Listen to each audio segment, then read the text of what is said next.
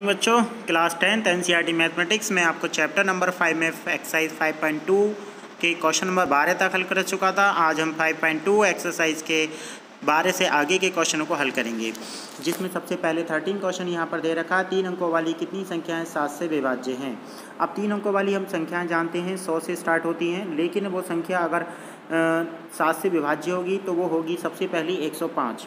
अब 105 में अगर मैं 7 जोड़ देता हूँ तो बन जाएगी 112। इसी तरीके से फिर 7 जोड़ देता हूँ तो 119, फिर 7 जोड़ते जाएंगे और इसी तरीके से 3 अंकों की से बड़ी संख्या जो होती है वो 999 होती है, और इससे छोटी जो 7 से विभाज्य होने वाली संख्या होगी वो होगी 994।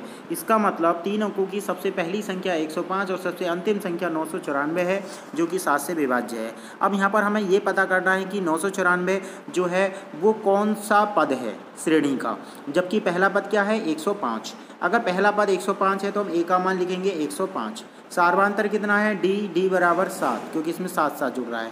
अब हम क्या करेंगे 994 को nवां पद मान लेंगे, जिसमें an बराबर दे रखा है 994। ठीक है, अब हम फॉर्मूला लिखेंगे an बराबर यानी nवां पद बराबर a plus n minus 1 into D, और बराबर कितना है 994। यानी यहाँ पर an का मान रख देंगे, और an का मान क्या होता है a plus n minus 1 into D और बराबर 994। अब हमारे पास a का मान दे रखा है, a का मान कितना है 105, तो ये हो जाएगा हमारा 105 plus n minus 1 into D कितना है 7 और बराबर 994। तो सबसे पहले 105 994 में से घट जाएगा, जिसके बाद बचेगा 889। फिर हम 7 से उसे डिवाइड कर देंगे तो 7 से भाग करने पर वो हो जाएगा हमारा 127, और फिर ये जो 1 है ये उधर जाके जुड़ जाएगा, तो ये हो जाएगा n का मान 128, जो एक पूर्णांक है। इसका मतलब 7 से विभाज्य होने वाली संख्याएं जो हैं वो टोटल 128 होंगी। ठीक है, प्रश्न नंबर 14, 10 से 250 के बीच 4 के कितने गुणज हैं। 4 के गुणज का मतलब 4 के पहाड़े में आने वाली। अब 10 से बड़ी पहली संख्या जो 4 से विभाज्य होती है वो होती है 12। उसके बाद अगर उसमें 4 4 जोड़ते चले जाएं तो वो सभी संख्याएं प्राप्त हो जाएंगी जो 4 से विभाज्य होती हैं। और सबसे लास्ट में देखा है 250, लेकिन 250 4 से विभाज्य नहीं होता, इससे छोटी संख्या होती है 248, जो कि 4 से पूरा विभाज्य होती है। तो बिल्कुल ऊपर वाले सवाल की तरह हो गया, जिसमें ए का मान तो दे रखा है हमें 12 और डी का मान दे रखा है हमें 4 और nवें पद का मान दे रखा है हमें 248। अब हम क्या करेंगे, इसे nवें पद के फॉर्मूले के बराबर रख देंगे, a प्लस के n माइनस के 1 इंटू डी बराबर 248, जिसमें a और d का मान रख के n का मान ज्ञात कर लेंगे और वो आ जाएगा हमारा टोटल 60। प्रश्न नंबर 15, n के किस मान के लिए दोनों समांतर श्रेणियों के nवें पद बराबर होंगे। तो हम क्या करेंगे, दोनों श्रेणी का nवां पद ज्ञात करेंगे, दोनों श्रेणी का nवां पद ज्ञात करेंगे। पहली श्रेणी का अगर हम nवां पद निकालें तो nवां पद होगा a plus n minus 1 into D बराबर, दूसरी श्रेणी का भी यही फॉर्मूला लिखेंगे a plus n minus 1 into D. अब पहली श्रेणी से a का मान रखेंगे 63, तो a का मान हो जाएगा एक तरफ रखेंगे हम 63, देखिए यहाँ पर 63 लिखा है। फिर उसके बाद दूसरी ओर a का मान रखेंगे कितना है 3, तो दूसरी ओर a का मान आपका 3। फिर हम इधर d का मान रखेंगे, इधर d का मान कितना है आपका 2, तो देखिए 2 रख दिया है यहाँ पर। इधर d का मान कितना है, इधर d का मान आपका 7 है, तो यहाँ पर देखिए 7 रख दिया है। अब हम देख रहे हैं कि दोनों तरफ n लिखा है, जिसका मान हमें ज्ञात करना है। तो सबसे पहले हम 7 3 जो है वो 63 में से घट जाएगा और यहाँ बचेगा केवल 60। ठीक है, फिर हम 2 के अंदर गुणा कर लेंगे तो ये हो जाएगा हमारा 63 की जगह आप 60 भी लिख सकते हो, और प्लस 2n माइनस 2 और दूसरी ओर जो लिखा था n माइनस 1 इंटू 7, तो वो हो जाएगा बराबर आपका 7n माइनस के 7। अब दिख रहा है कि यहाँ पर 2n छोटा है 7n बड़ा है, तो 2n को हम दूसरी तरफ ले जाएंगे, जिसमें 7n में से 2n घट जाएगा और वो बचेगा 5n, और 60 में से 2 घट जाएगा तो ये बचेगा 58 में से 7 घट जाएगा तो ये बचेगा आपका,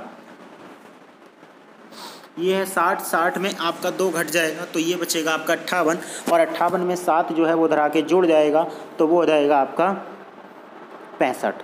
अब 65 को हम 5 से डिवाइड कर देंगे तो हमारे पास n का मान मिल जाएगा 13। यानी कुल मिला के हमने दोनों श्रेणी के nवें पद को बराबर रख दिया है और जहाँ जहाँ n बना है उसको आपस में सॉल्व कर लिया है। जैसे कि आप यहाँ पर देख रहे हैं सेकेंड लास्ट लाइन में 63 प्लस के n माइनस के 1 इंटू 2 बराबर 3 प्लस के n माइनस 1 इंटू 7। तो ये दोनों श्रेणी के nवें पद हैं जिसको हमने बराबर लिख लिया है प्रश्नानुसार। अगर इन दोनों को हम बराबर लिख लेते हैं तो यहाँ पर n का मान निकल आएगा, जिसमें दोनों तरफ से आप d का और a का मान रख के सॉल्व कर लिया है। चलिए आगे बढ़ते हैं। प्रश्न नंबर 15 के बाद प्रश्न नंबर 16 पे आते हैं। प्रश्न नंबर 16 में हमें दे रखा है वह समांतर श्रेणी ज्ञात कीजिए जिसका तीसरा पद 16 और सातवां पद 5वें पद से 12 अधिक है। तो जैसे कि क्वेश्चन में दिया होता है सबसे पहले हमें वैसे ही लिखना होता है। आप देख रहे हैं सबसे पहले क्वेश्चन में दे रखा है कि तीसरा पद 16 है, तो तीसरा पद क्या होता है, बोले a प्लस के 2d, यानी तीसरा यानी 3 से 1 कम यानी 2d। ठीक है, तो a प्लस 2d बराबर 16 ही होगी समीकरण नंबर 1। फिर उसके बाद कहा है सातवां पद 5वें पद से 12 अधिक है, तो सातवां पद क्या होगा, 7 से 1 कम यानी 6, तो a प्लस के 6d बराबर 5वें पद से पाँचवें पद क्या होगा, a प्लस के 4d, a प्लस के 4d, तो a प्लस के 6d बराबर a प्लस के 4d और प्लस हो जाएगा अधिक, अधिक कितना है 12। अब दोनों तरफ से a से a कट जाएगा, 6 में से 4 माइनस हो जाएगा, ये बचेगा आपका 2d बराबर के 12, तो a का मान आ जाएगा हमारा 2 छंग 12 यानी 6। ठीक है, तो d का मान 6 आने के बाद अब हम क्या करेंगे, उपरोक्त समीकरण में d का मान रख देंगे जो कि समीकरण नंबर 1 हमने बताई थी। अगर मैं d का मान यहाँ पर रख देता हूँ 6, तो 6 दूनी 12 और 16 में से 12 जाएगा तो बचेगा आपका 4। तो यहाँ पर a का मान हो जाएगा 4, d का मान हो जाएगा 16। समांतर श्रेणी में हमें केवल इन दो की ही आवश्यकता पड़ती है, जिसमें पहला पद लिखने के बाद उसमें d को जोड़ते चले जाते हैं।